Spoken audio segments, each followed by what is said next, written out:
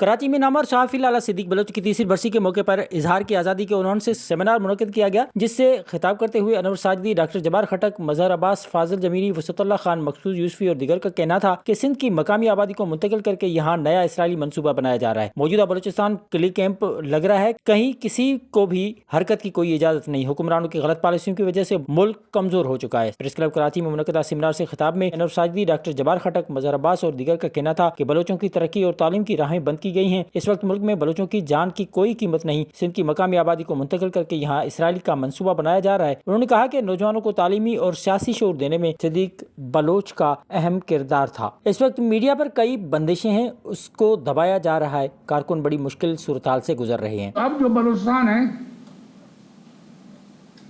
वो जो है एक कुली कैंप है। इस वक्त वो ऐसा कुली कैंप है जैसे नाजी कंस्ट्रक्शन कैंप होते थे। आपको कहीं मूवमेंट की इजाजत नहीं, आपको अपने घर जाने की इजाजत नहीं, आपको दरखास्त देने की इजाजत नहीं। और ये जो लोग बोलते हैं कि हमें ये दे वो दे, और मैं अक्सर एक मुतालबा करता हूं कि हमें जीने दो, जिंदा रहने का हक दो।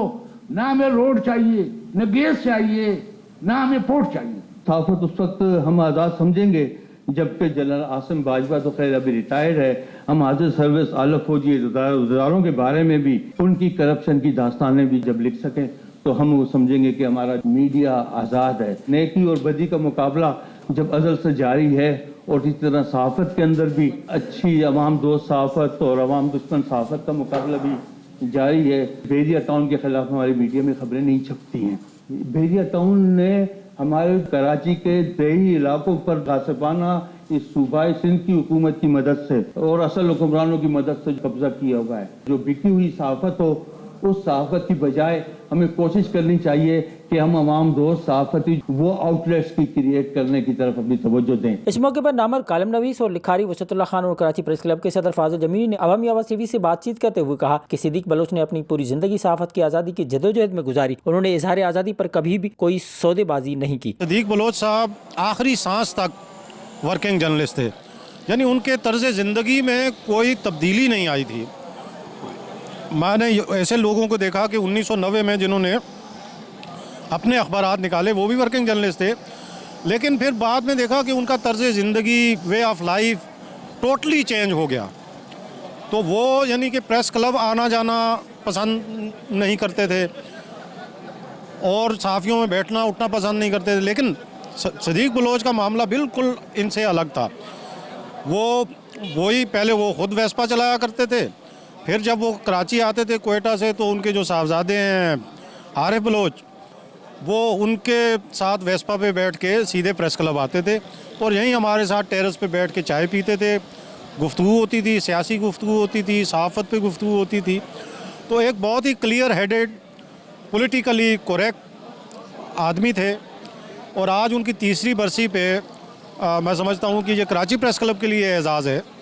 मैं कराची प्रेस क्लब के सदर की हैसियत से ये वसूख से कह सकता हूँ कि ये हमारे लिए एजाज़ है कि हम आज उनकी तीसरी बरसी के मौके पे हमने उनकी याद में एक सेमिनार का इनेकाद किया और जिसमें हमने इस बात का भी ख्याल रखा कि उसमें सेमिनार में जो गुफ्तगू करने वाले लोग हैं वो ऐसे लोग हों कि जो सिद्दीक बलोच के साथ जिन्होंने काम किया वो उन्हीं के सहाफ़त के प्रोफेशन से वाबस्ता हैं।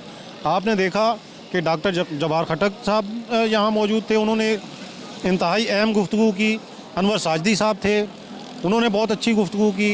डॉक्टर तौसीफ़ साहब, वसतुल्लाह खान, मजहर अब्बास और हमारे मकसूद यूसुफी साहब, तो इन तमाम लोगों ने जो भी इस वक्त सहाफ़त और अहले सहाफ़त को मसाइल दरपेश हैं या जो हमारे इश्यूज़ हैं, उसमें दोस्तों ने हमारी अपनी कमज़ोरियों को भी हाईलाइट किया और जो हमारे ऊपर दीदा नादीदा जितने भी प्रेशर्स हैं, दबाव हैं सहाफ़त के ऊपर, जितनी कदरें हैं, उनकी भी निशानदेही की। जो हालात व वाक़यात हैं उन्होंने हमें इतना बेहिस बना दिया है कि हमारे जो प्यारे इर्द गिर्द होते हैं जिनसे हम पूरी ज़िंदगी सीखते रहते हैं और जिनके बारे में हमारे बड़े बड़े दावे होते हैं, जिनके सामने हम तारीफ़ करते हैं, पीठ पीछे तारीफ़ करते हैं, लेकिन हमें वो याद नहीं रहते रफ्ता रफ्ता।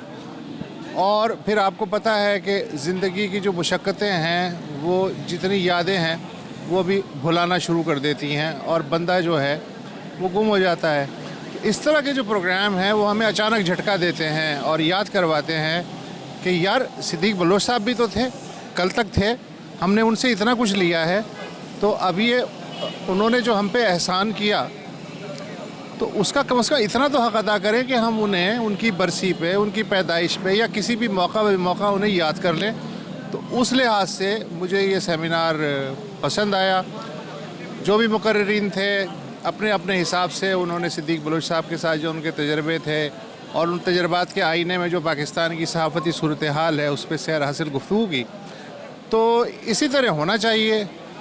कुछ आदमी दूसरे से लेता है, कुछ आदमी दूसरे को देता है और यूं जो है फ़िक्री गाड़ी आगे चलती है। तो उस लिहाज से ये सेमिनार होता रहना चाहिए, मुझे तो अच्छा लगा। उनका कहना था कि हम इज़हार आज़ादी को अपना हक़ समझते हैं और उसके लिए जिद्दोजहद करते रहेंगे।